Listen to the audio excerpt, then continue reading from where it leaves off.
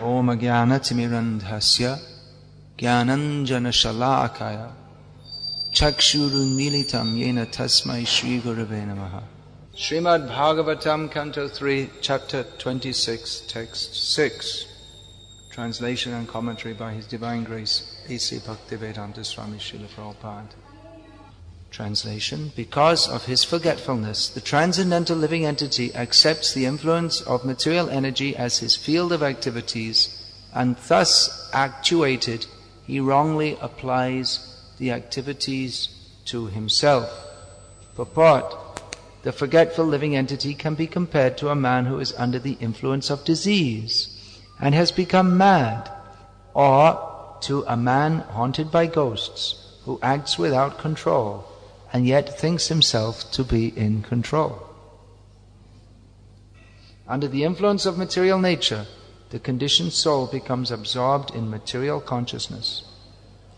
In this consciousness, whatever is done under the influence of the material energy is accepted by the conditioned soul as self-actuated. Actually, in the soul, in his pure state of existence, should be in Krishna consciousness. When a person is not acting in Krishna consciousness, he is understood to be acting in material consciousness. Consciousness cannot be killed, for the symptom of the living entity is consciousness. The material consciousness simply has to be purified.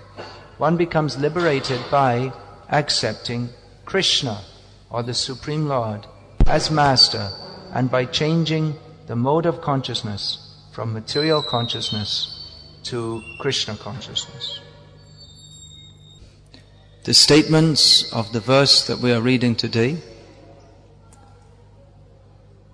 reiterate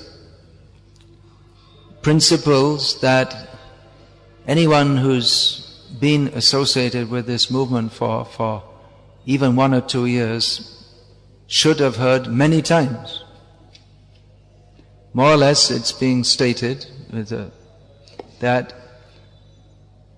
we are not the body, we are transcendental spirit soul, but because of identification with this body, we are in Maya.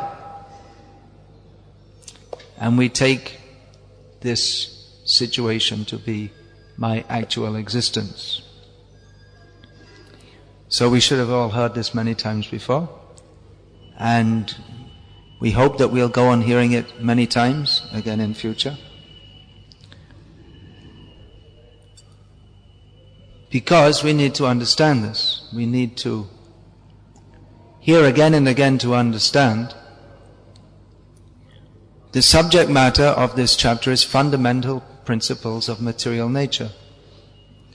The subject matter of Srimad Bhagavatam is Ishvaram Prakrite Puman, the Supreme Lord who is the supreme controller and person beyond material nature, above material nature. But we have so much of Bhagavatam which is the topmost Shastra, is dedicated to understanding what is material nature. Actually, Bhagavatam is not, the actual point of Bhagavatam is not to understand material nature, but to understand spiritual nature. So why so much emphasis on material nature, trying to understand this? Well, yesterday, Mukunda Prabhu in his class gave some indication of that we are on the wrong side of the cloud of Maya, which from Krishna's vantage point is just a blip somewhere out there. Blip, you know what that means? You don't know what it means. Blip is not part of Indian English. Well, it's actually the wrong word I'm using, because blip is a measurement of time.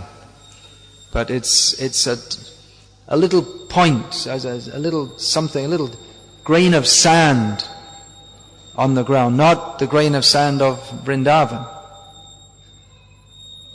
This is separate grain of sand.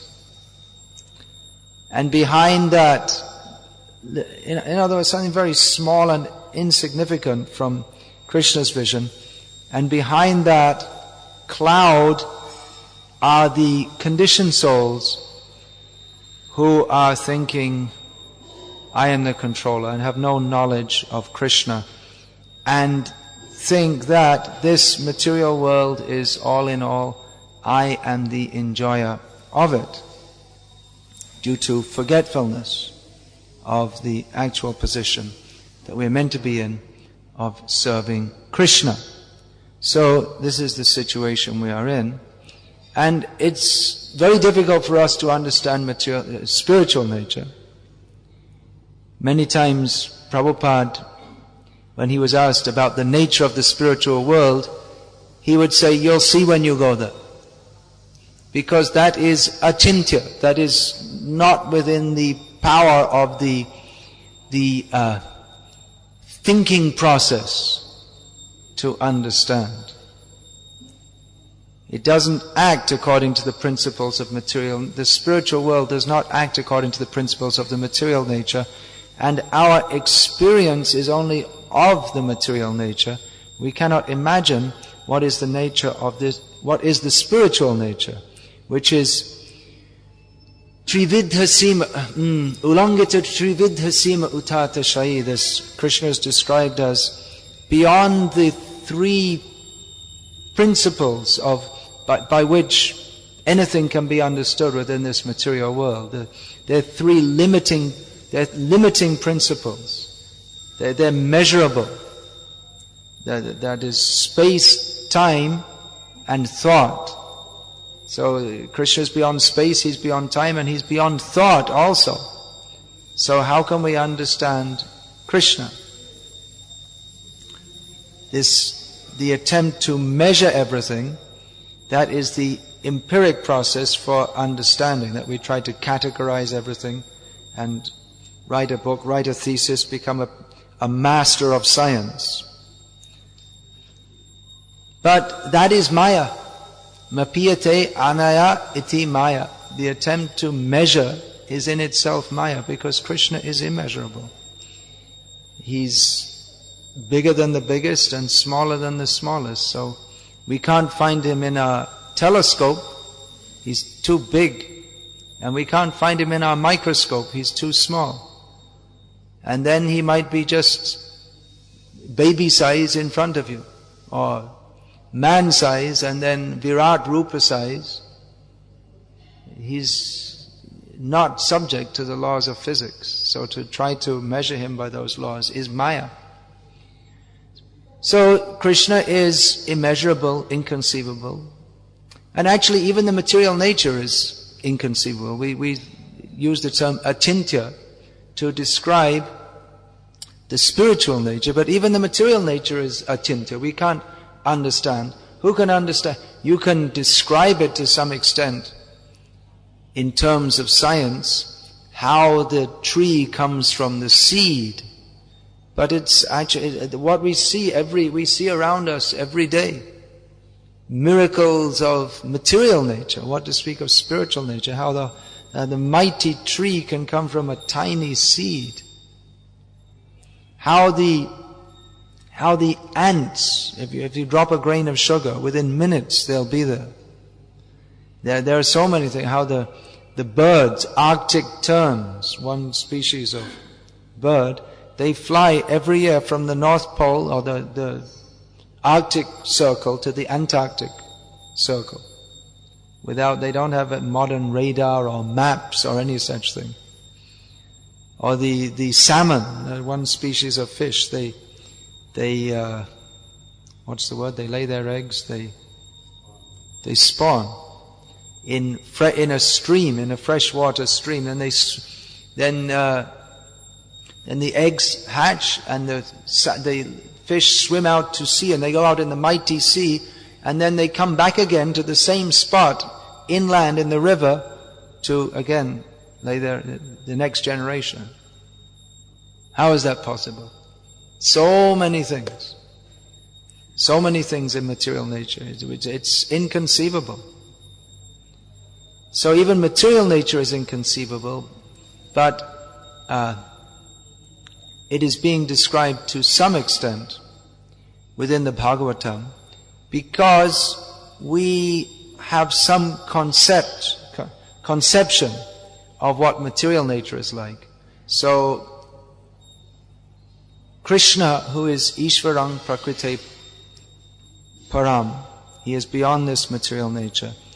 And we're also beyond material nature. We're supposed to join Krishna in spiritual existence.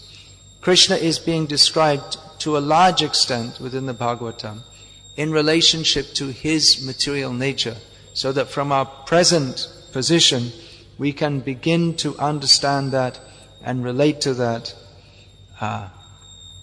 We are impressed by hearing about how he is creating, maintaining and destroying everything.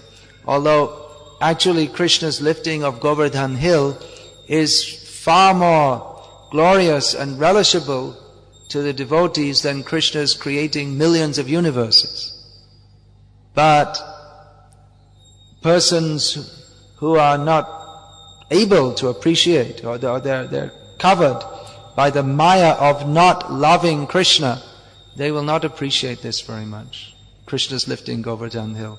So they may appreciate how he is such a great person, that he is creating, maintaining and destroying everything. So principles of material nature are being described.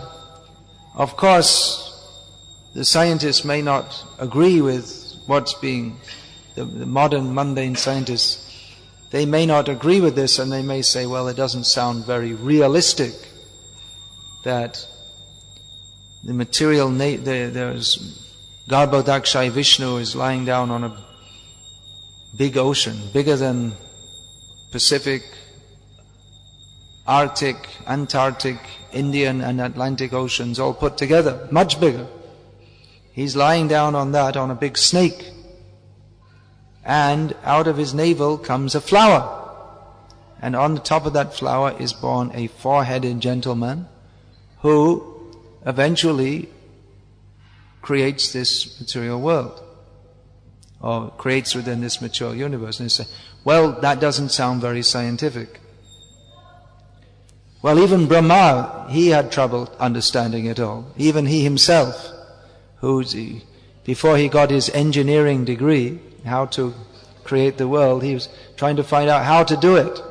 And he found out from Krishna. He was bewildered, what's going on here? So Krishna gave him the knowledge by which he could create the universe. So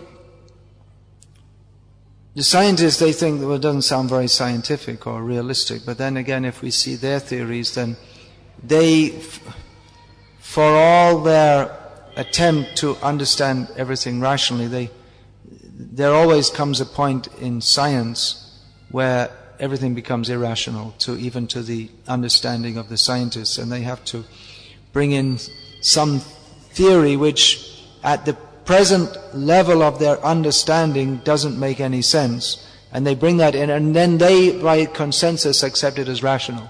What they call rational is what they agree to accept as a fact. And to the ordinary man it may seem irrational. Just like there are so many instances. In mathematics, we all learn at school that there is no such thing as a square root of a negative integer. It's not possible. Because if you multiply a negative number by another one, you get a positive. So what is the square root of -1? It doesn't exist, right? Cannot exist. Well, that's what you learn at school. But then if you go further up, so we're told, according to Sadaputa Prabhu, he did his PhD in some field of mathematics. At a higher level, the square root of -1, which is called I, given the symbol I, that is required to solve certain mathematical problems. So what is true, what is rational at one level, it is superseded by a higher level of rationality which is not understandable to persons on the lower level. And then you get into quantum theory, which I don't understand it, you don't understand it, and the quantum physicists, they also don't understand it, although they can talk about it more than we can. And their lack of understanding, they can go deeper into the forest and say we're lost. But we can't even go into the forest because it's not understood. Everything which they might expect doesn't happen. Everything that you might predict according to the laws of physics doesn't happen. And the only thing it's highly, whatever you say in terms of quantum physics, another quantum physicist will disagree. So when you get to a higher level, it's not so rational as it might seem, as I've many times given the example. That some years ago I read that among astrophysicists there are about 2,000 theories about the origin of the universe. Well, how many astrophysicists are there in the world? Probably not many more than 2,000 anyway. So they all have different theories, or some of them may have several different theories, but seems they don't really know what's going on. Otherwise they wouldn't have so many theories. There's a lot of theories, isn't it? If you consider each theory has to be backed up with pages and pages of mathematics, which most people they get indigestion just by looking at. And to be accepted as a theory, it's not that you write it down, but it has to be scientifically refereed. That means it has to be put in some scientific journal, and other scientists will say, well, we can accept it as a theory. It passes as a theory, although they don't really know what's going on, but it's something we can think about. So it may seem absurd to the scientifically minded person that this universe is coming from the lotus of Mahavishnu, of the navel, Garbhodakshay Vishnu. And Garbhodakshay Vishnu himself, in the universe he's lying down in, that came out of the hair follicle of Mahavishnu. Sounds highly unlikely. Well, expect many highly unlikely things. If we're going to go higher, then we can expect highly unlikely things. And even material nature is, it's not possible to understand by any empiric process. The only thing that the honest scientist, which is an extremely rare species, they're saying there are so many extinct species or nearly extinct, so one that is always very hard to find. The honest scientist will admit, they don't admit because they're not honest, but an honest scientist should admit that we only have very, very little idea of what's going on, and if we try to go deeper into the subject matter, we can expect to discover more and more things which don't fit with our present way of thinking, or even with the fundamental principles of science as we know them today. Of course they can't say that, because then it just sounds like there's no science, and science is supposed to give us some assurance of knowledge that we know what's going on. You can say that to some extent, that we know enough of what's going on in this material world to be able to manipulate nature to make space rockets and computers and satellites and egg timers and different kinds of things are produced, although we're not in control of the reactions. When we're not at the time of making these things, we're not aware of the far-reaching reactions that these have, that making all these things have. now it's become apparent that all this industrial progress, as it's called, has produced tremendous side effects of pollution and contamination of the environment, and what to speak of the more subtle effects, the social effects of producing all these things. So it's something like producing all these industrial goods is something like Ashvatthama throwing the Brahmastra, but he doesn't know how to bring it back. He thinks, well, that's a good thing I did, but he's just a fool. He's a foolish person. It's not he thinks it's in his control. Yes, now I did what I wanted to do, but it's not within his control. He's incompetent. If it wasn't for the presence of Krishna, then that would have caused tremendous harm, because he's dabbling in what he doesn't know what he's doing actually. So Shastra gives us the fundamental principles of material nature. And in Shastra there are also more than fundamental principles. There are also some detail. Many details are described, not in exactly the same way as the modern scientists do. As far as I know, within Vedic science there is no description, for instance, of sunlight acting on or reacting with chlorophyll and therefore the plants grow. There may or there may not be. Within Vedic knowledge, or at least traditional knowledge, it's known that you take the grass grows nicely and you feed it to the cows and they give nice milk and you offer it to Krishna, and then we also take prasad and it's very nourishing. And so there may not be so much investigation into how the grass grows through or manipulation of trying to give some different chemical nutrients, and nutrients already there.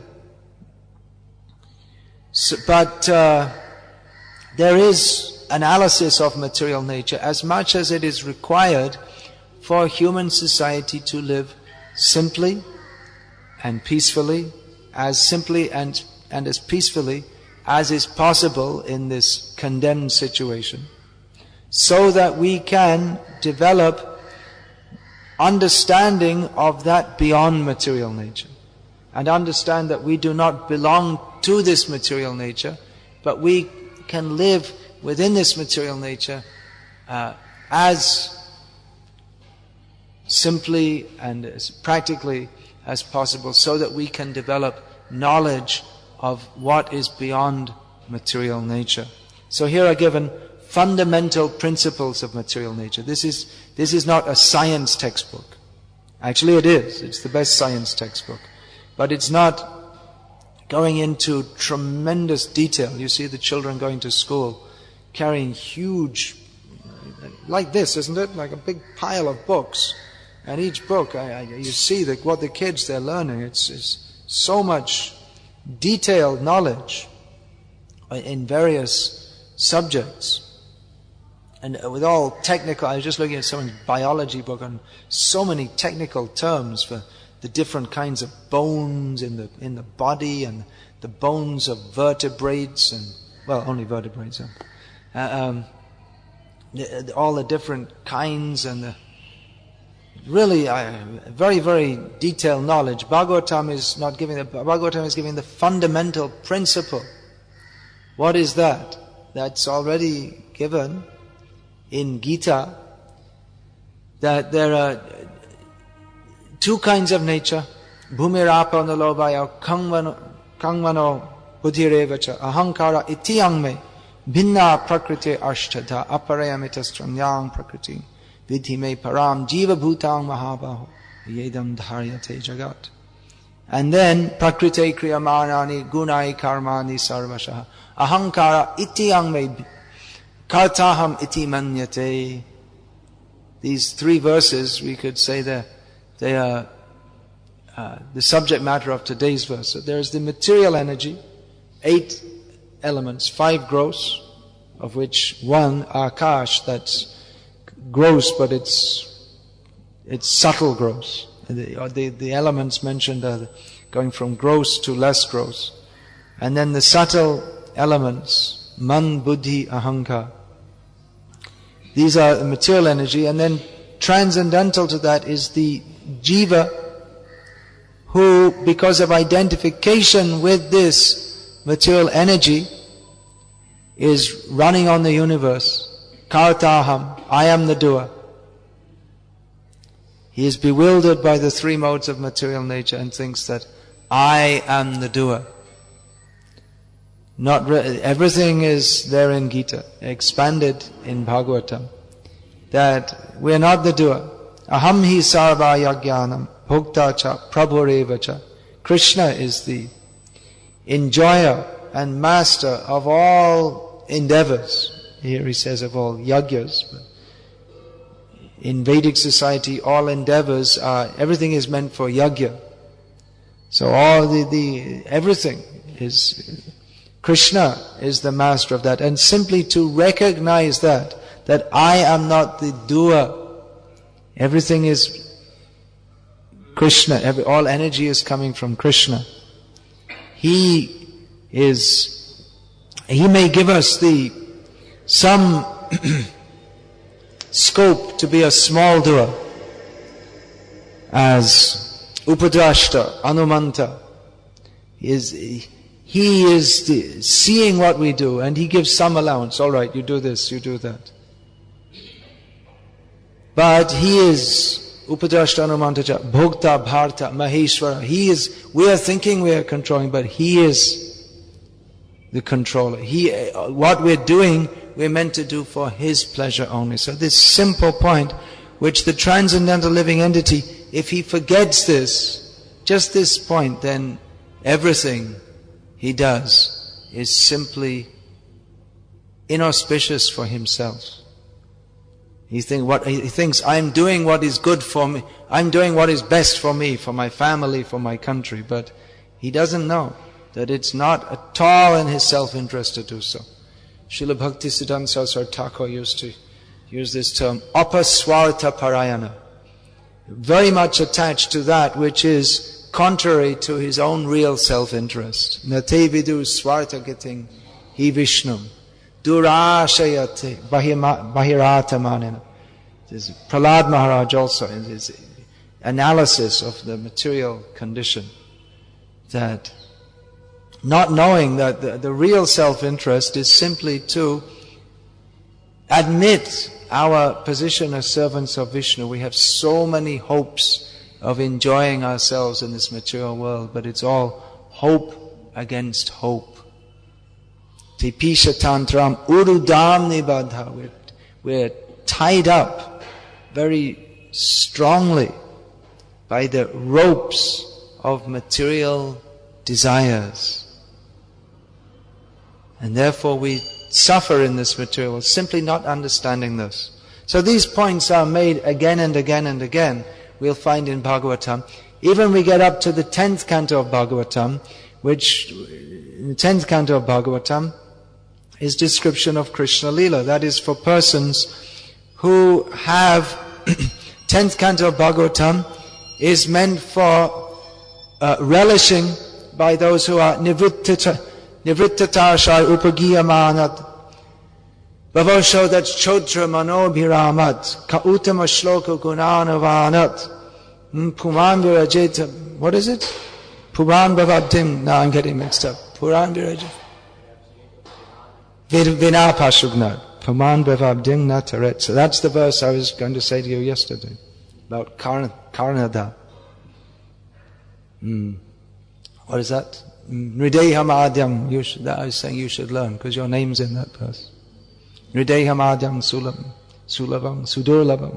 Anyway, this verse I said that 10th canto of Bhagavatam is meant for persons who are free from material desires, who have ceased thirsting for material enjoyment. Such persons, they will naturally want to glorify Krishna. Glorify Krishna not simply as the creator, maintainer and destroyer of this material world, but as he who is Uttama Shloka, who is praised by persons at the the highest level of spiritual understanding, those who are nirmat saranam satam, those who are non-envious, they will take pleasure in hearing about the wonderful pastimes of Krishna. They will be very pleased to hear how Krishna is killing Putana. That doesn't sound very nice, does it? Killing, as Prabhupada noted once in one lecture. If you find even in the 10th canto of Vrindavan pastimes, there's more killing than dancing. In the descriptions, there's this demon, that demon, another demon comes. Srila Bhaktivinoda Thakur has analyzed how all these different demons, they represent different principles that Krishna is killing. Putana is the false guru. And recently that magazine came out. Then Keshi is pride. So Krishna is killing all these demons. So these pastimes are there. That is relishable by devotees on the topmost level, those who no longer identify with this material world. But even there we find Krishna in 10th canto of Bhagavatam. We find in the 10th canto of Bhagavatam, Krishna is bringing us again to the fundamental principles of spiritual understanding. We find right in the 10th canto of Bhagavatam, the yasyatma buddhi kunape tridhatuke swadhi kalatradishu bhoma ijjadhi yatirtha buddhi salile nakarhi jijjaneshva vigneshu sa eva gokara. That persons who are gokara, which has been described differently in different. Recently I saw that described. Means like an ass that carries food for the cows. So anyway, it means like also cows or asses not intelligent. Cow we worship, but cow's interest is only food. Actually, it's an animal body. So persons whose intelligence is not more developed than that of an animal, they identify with this body which is simply made out of bile, mucus and air. How wonderful. You like some bile? How much do you want? Kaf pitavayo, svadhi, kalatradishu bhoma. That my wife, my children, my family, my country, Mera Bharat Mahan. India, we love India. Or we shall go to the holy place and we shall follow all the rules and regulations and take a bath and come back and say, I took a bath. In Calcutta years ago, our accountant in the temple he took 2 days off for Ganga Saga Snan. And he came back and said, I did it. I went to Ganga Saga on the Makar Sankranti and I took my bath, that's it. I don't have to do anything more now, I'm liberated. He thought Shastra says like that, but we should understand actually what it means. Just like even in Upadeshamrita, Radha Kunda Snan, that is recommended. But what does that mean? You go running up, take a big jump and splash around a little bit. Or even in our contaminated way of thinking, we may not try and do reverentially. But Srila Bhaktisiddhanta Saraswati Thakur described that it's not actual Radha Kunda Snan means in the Radha Kunda being completely aprakrita, not of this material world. So real Radha Kunda Snan means with an aprakrita sharira, with a transcendental body. So as long as we're identifying with this body, then in the true sense we can't take Radha Kunda Snan. Anyway, the point is here that persons, even their religious life, it's very shallow. So such persons are compared to cows or donkeys. no developed intelligence, because they identify with the body. So we find even in the 10th canto of Bhagavatam this is described. Because we need to hear again and again.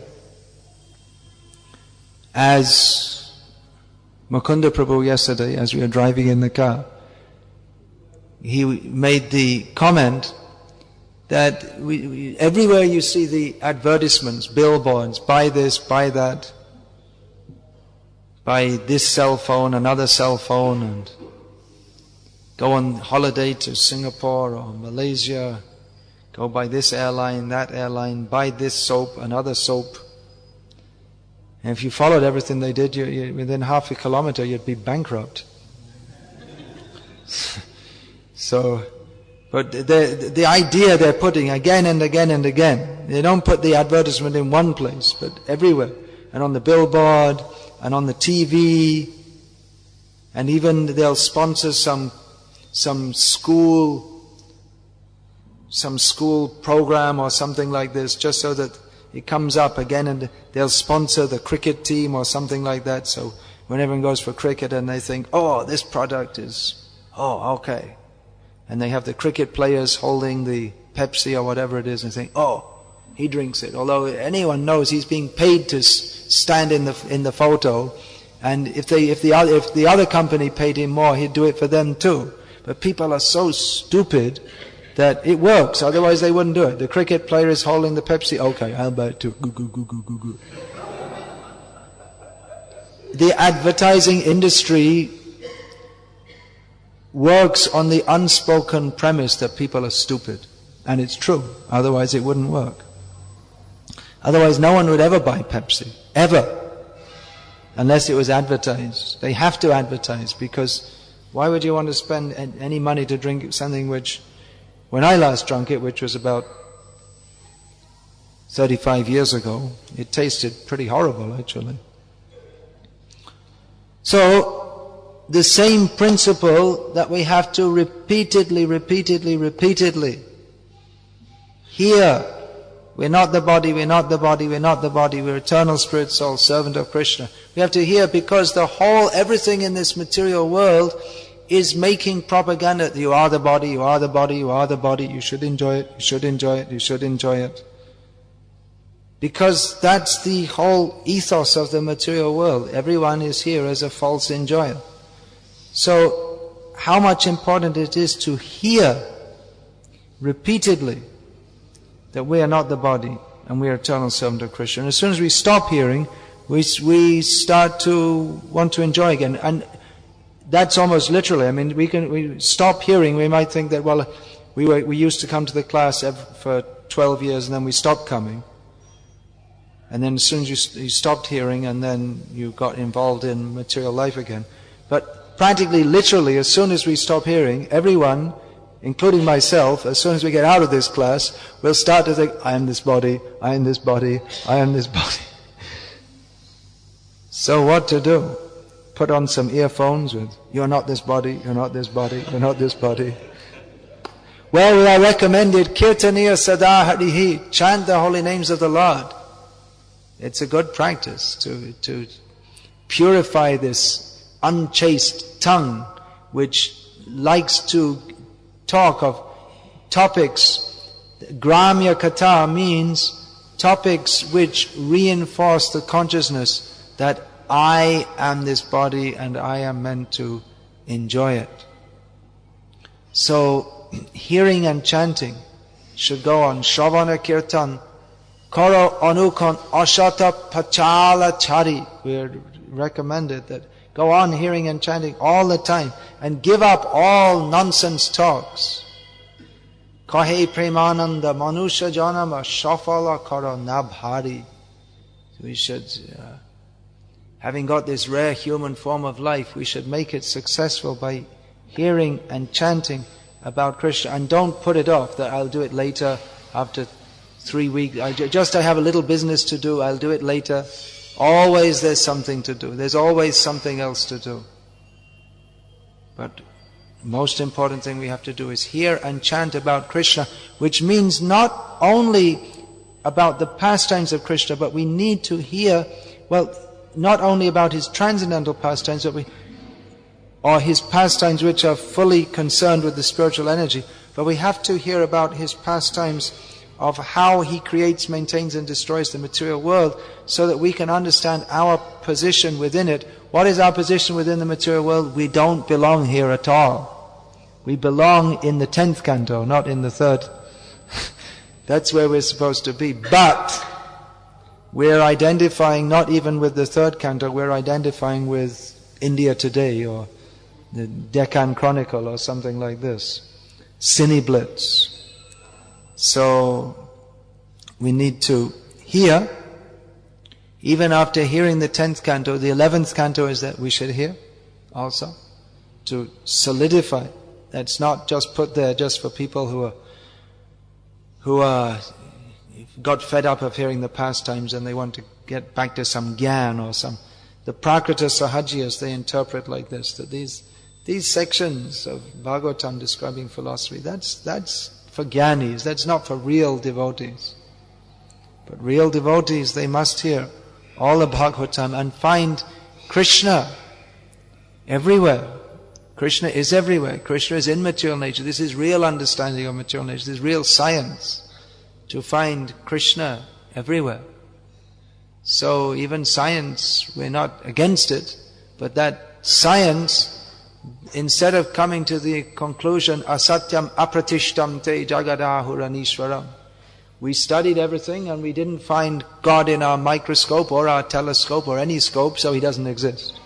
But instead of coming to that conclusion, we should come to the conclusion that we didn't find God in any of our scopes. How wonderful is He? He's not findable by the material process. But everything is going on by His control.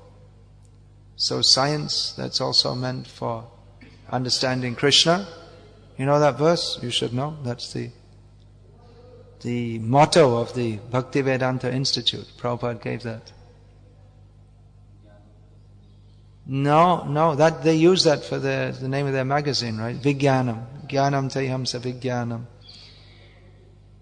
That all endeavors are meant for glorifying Krishna. What's that verse? Idang hipungsas tapasa shutasya va svishtasya suktasya cha buddhidatayoho avichutarto kavibhya nirupita. Prabhupada, when he always say nirupita, it's already decided, you don't have to do your research work. Ya uttama shloka gunanavadanam, that all endeavors of the higher section of human society, by performing austerities, studying Shastra. How does the verse begin again? Idang hipungsas tapasa shrutasya. Shruta means hearing, taking education. Svishta, sukta. But svishta, what does it mean? Svaishta. So endeavors for that which we desire. Suktasya means recitation of the Shastra. So, chabuddhi, or all in intellectual endeavors, they should culminate in glorification of Krishna, who is glorified by the topmost intelligent people. So there are millions of things to say about this, and this discussion will continue tomorrow and forever, because that is the eternal function of the jiva, to glorify Krishna, who is the Supreme Personality of Godhead. Hare Krishna. If you like, you can learn these shlokas. That idang hipungsas, that's the motto of the Bhakti-Vedanta Institute, and that Prabhupada gave it. And then this Nrideham adang sulabang sudurlabham plavan sukalpo guru karnadharam mayanukulena nabasvateritam puman bhavabdim nataret sa atmaha. Lord Krishna compares the rarely attained human body to a good boat which is capable of crossing the ocean of material existence. And you have the good guru who's like the captain of the ship, and the favorable winds are Krishna's instructions in Shastra. So all facilities are there. So Krishna says you have a good boat, you have a good wind, you have a good captain, and if you still don't cross the ocean of material existence, then you're simply committing suicide, that's all.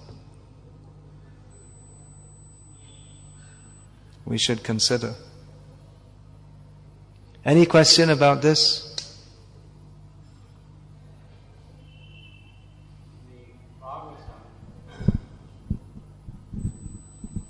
This is regarding the idea that there are many different kinds of concerns of the Srimad Bhagavatam with regard to the ultimate goal of pure love of God, as you mentioned.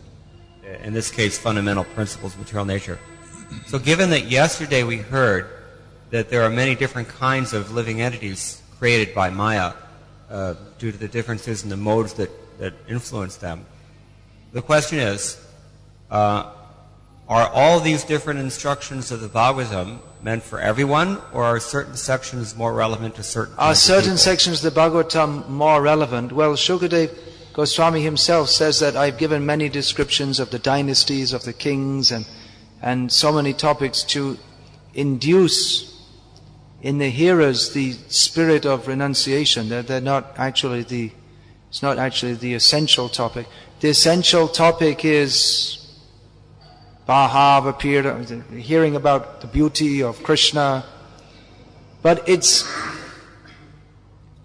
what is essential may be considered also according to the platform that we're on. You could the patient in the hospital, it's essential that he takes the injection. It's not essential for everyone, so that he can get fit and healthy and then go out and play and do it. So the actual goal is to play and have a healthy body. But if he attempted to do that now, he'd get more sick.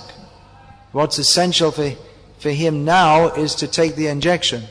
He may not want to take the injection, but if he understands that I'm not meant to be lying on this bed, he thinks I'm very well today because today I'm feeling very well because my temperature is only 100 degrees and yesterday it was 101, so I'm feeling 1 degree better. So he may think, because in relative consciousness he doesn't know what his real life is meant to be, he's forgotten. So he requires treatment according to his present level. But the real aim is something different. So all the shlokas of Bhagavatam are glorious and wonderful and non-different from Krishna. Some are directly describing the transcendental position, and others are to help us to come to appreciate that transcendental position. Description of the material nature, if it's in relationship with Krishna, is also transcendental. But we find the sages at Naimisharanya, they asked Sutta Goswami that you please describe all the topics of the Pandavas, Yadi Krishna Kathashrayam, if it's in relationship with Krishna. They weren't so much concerned about hearing how the Pandavas got up in the morning and brushed their teeth, and which also they're thinking about Krishna, but they want to hear topics which directly remind them of Krishna. So we'll also find in Shastra how to brush your teeth. It's also there in Shastra. It's there in Vaishnav Shastra also, or at least that you should brush. And what kind of twig to use, and all this is there described. If it's seen in relationship with Krishna, then it's all transcendent, it's all devotional service. Although the point of brushing one's teeth is not in and of itself devotional service. If one does so for the sake of maintenance of the body so that one can serve Krishna, then it's devotional service. But the basic activities of Krishna consciousness are Shravanam, Kirtanam, Vishnu, Smaranam, Pada, Sevanam, Archanam, Vandanam, Dasyam, Sakyam, Atma Nivedanam.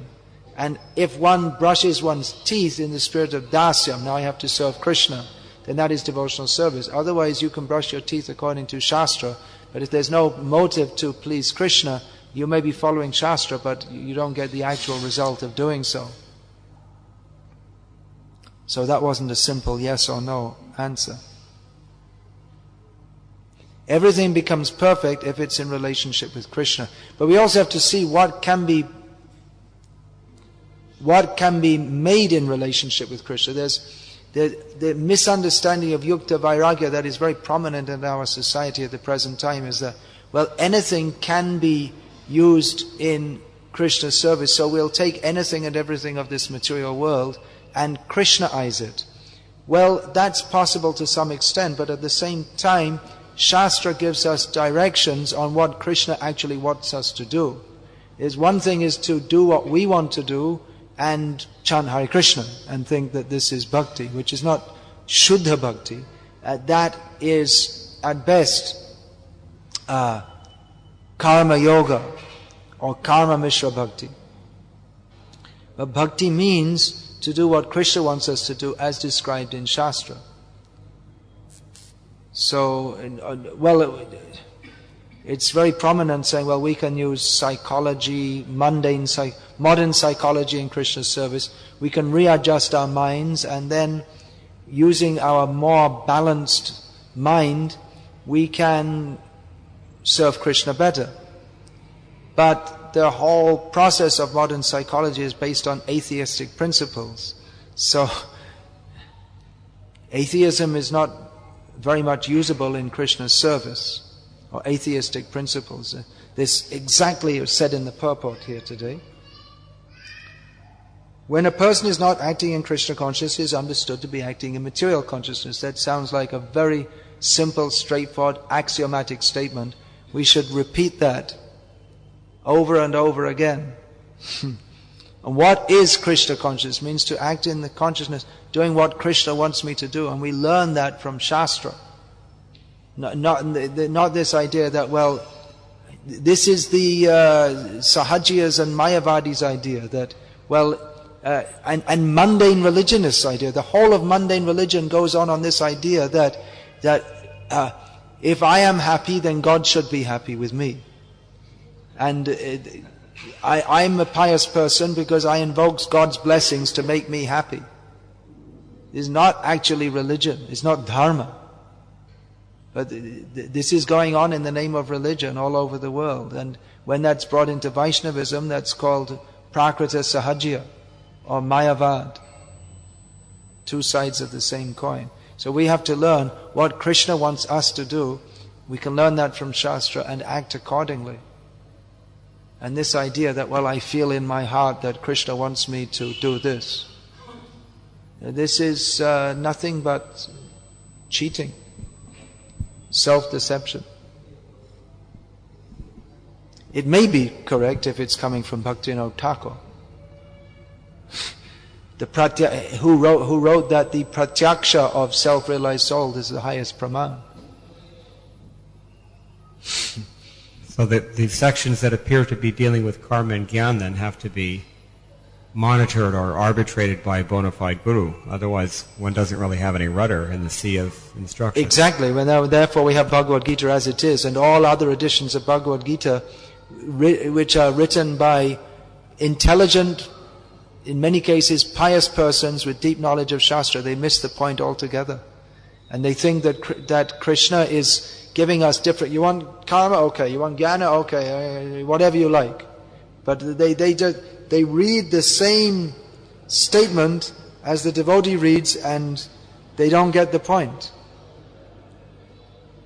Sarva goyatamam bhuya shunume paramang vachaha yatte hang priyamanaya vakshyami hitakamya. Now I'm going to speak to you the highest. No, that's actually, what's the verse before? Manmana bhava madbhakto. What's the verse before that?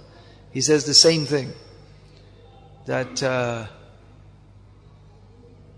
anyway, he gives the word that this is the topmost knowledge. He says several times in Gita, but last time he says, before manmana bhava madbhakto, this is it. This is all right. I spoke so many. This is it. Now this is the conclusion. But the persons who have, due to a different mentality, they don't want to surrender, they're envious of Krishna. So therefore, again, Krishna says, this shouldn't be spoken to those who are envious. And even if it's spoken, they cannot hear it. This envy is this is the underlying principle of material nature. And we are so foolish that we're trying to find love in this material world where the basic principle is envy. And even the love in this material world is also envy. Two persons come together and out of intense envy for each other, they think that they love each other. What they call love. In America, they talk so much about love, and you have to love, and even among our own stupid so-called devotees, they're talking about, you have to, they talk about, in the West, they talk about falling in love, and I've heard devotees, they say quite seriously, I fall in love with this girl and I'm going to marry her. They're so stupid. They're so stupid. I can't believe it. It's just amazing. And definitely they're going to hate each other within, how long do you give it? 6 months, 1 year, 2 years maybe? They have no idea of even human psychology, what to speak of any philosophy of Krishna consciousness. This whole idea of falling in love, it's someone in Hollywood made it up. Or maybe way back Shakespeare, I don't know, whatever. Romeo and Juliet, but it's the biggest disaster in human society. To think that I am made for you and you are made for me and we shall live together happily. And it's just so stupid. It's just... Whereas in Indian culture, they don't even see each other before marriage. And they live very peacefully and nice, as much as possible, together. And there's genuine affection, as much as is possible within this material world. But they never go around and say, I love you, I love you. If you go around and say, I love you, it means actually you don't, but you have to make a big show just to convince the other person. If you actually love someone, you don't have to tell. That's why in Indian culture, also in the West, you have to, everything you do, you have to say, thank you, thank you, thank you. In Indian culture, you're not all the time saying, dhanyavad, dhanyavad. People think, what's wrong with you? If you're saying like that, it means you actually don't like me, or you don't, there's no relationship. Otherwise, why should you have to say dhanyavad? Automatically you do service or you do something for another person because there's a relationship. If you say dhanyavad, it means there's no relationship actually. Therefore you have to vocalize it. Otherwise it's understood automatically. Much more subtle culture, and this gross culture, I love you, and you have to hug and kiss and all the time, and this always ends up in divorce and husband and wife hating each other because they're completely the wrong understanding from the very beginning. They have no idea. Yeah, in India the culture's changed, just in the last few years, because they're promoting all these Western ideas. The latest thing that's come up is the sexual emancipation of women, that women should be free to have sex left, right and center like the dogs on the street. And before marriage, after marriage with different men also. It's all being promoted by the... There you go. Indian culture is spoiled now.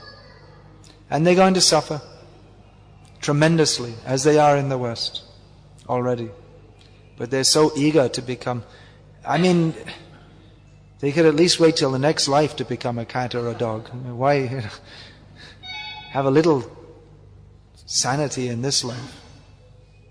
But they're so eager. They don't believe in hell, but they're so eager to create it right here.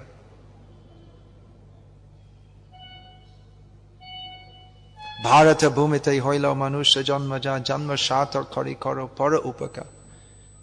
Chaitanya Mahaprabhu wanted Indians to take up this Krishna consciousness and lift up the world by preaching everywhere. So India's in a very difficult situation now. And I feel that our movement should promote, we're talking a lot about principles beyond the understanding of most devotees. A lot of talk about different leelas and this and that. Our movement should take a strong stand on the basic principles of human behavior. That no mixing of boys and girls before marriage, What are the duties of a husband? What are the duties of a wife? No divorce, all these things. On these principles. Otherwise, we're talking about very, very high things, and we're acting like cats and dogs. Then it's false, and no sincere person will be attracted.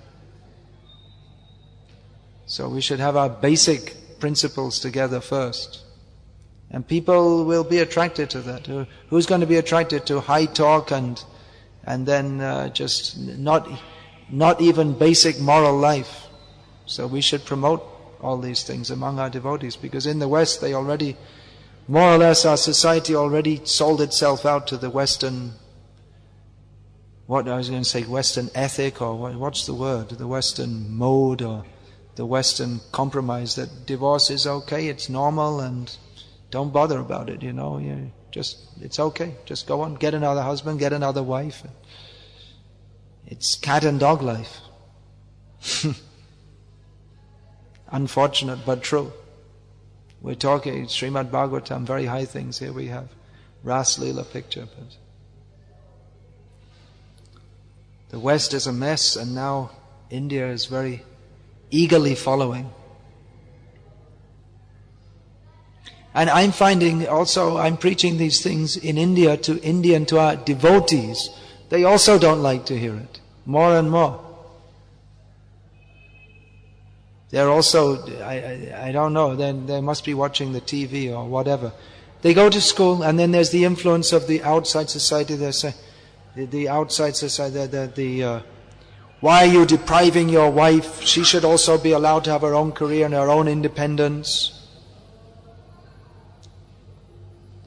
And not be at home when the children come home from school, so that they watch they get on the internet and watch no control, no mother at home, the father's away 6 months a year, or and husband and wife are going out to the parties and this and that, and the same as in the Western, and then the children grow up completely with so many different psychoses but our own, there's so much pressure, and people, they don't want,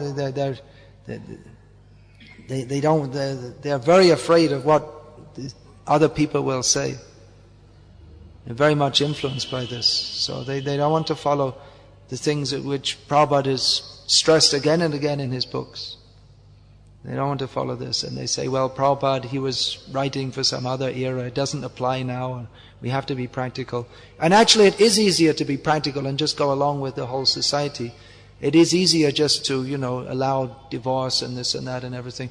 But what happens is you don't get any Krishna consciousness. It's easier to live in society, but you just have a mess and cheating religion in the name of Prabhupada's movement. So it's easy, but nothing worthwhile is had easily. It's easy to go to hell and just say everything's okay. It's not easy to say that, no, we have some principles and we're going to live by them. It's not easy. We can't expect that everyone will praise us and like us. We can expect that. In the modern age, if you just say the same things that your grandparents said, then people will hate you. They'll scorn you. The same basic principles.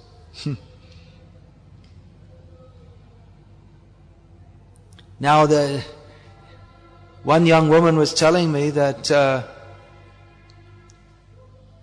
she was dressing in salwar kameez, which is not even actually traditional Indian dress, but it's somewhat chaste compared to jeans and t-shirt. And her parents, who are from Gujarati Vallabh Sampradaya background, were telling her, why aren't you wearing jeans and t-shirt? They want her to be a prostitute. Show off your body so that others can enjoy it. This is modern India.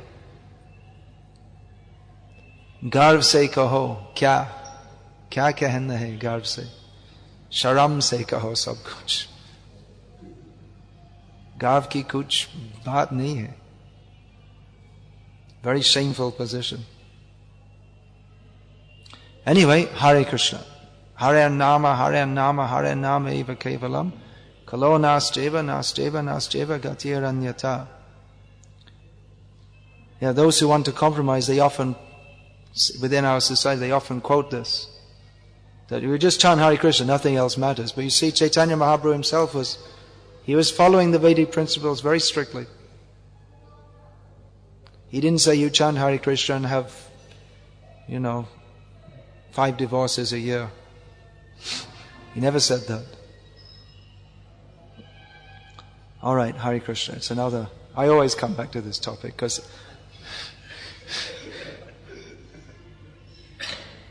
I'm so sad that the wonderful movement or the great principles that Srila Prabhupada has taught is being compromised by this animalistic outlook. What I thought I left behind by joining ISKCON is again coming in. Unfortunate. Anyway, at least individually we can know what is right. Pravritin chana, vritin chana, janana vidurasara. We should know what is right and what is wrong by Shastra Vidhi and attempt to follow that as best we can in this condemned age. Hare Krishna. Sorry for going on so long. We should finish there. All glories to His Divine Grace, Srila Prabhupada. Srimad Bhagavatam ki jai. Hare Krishna.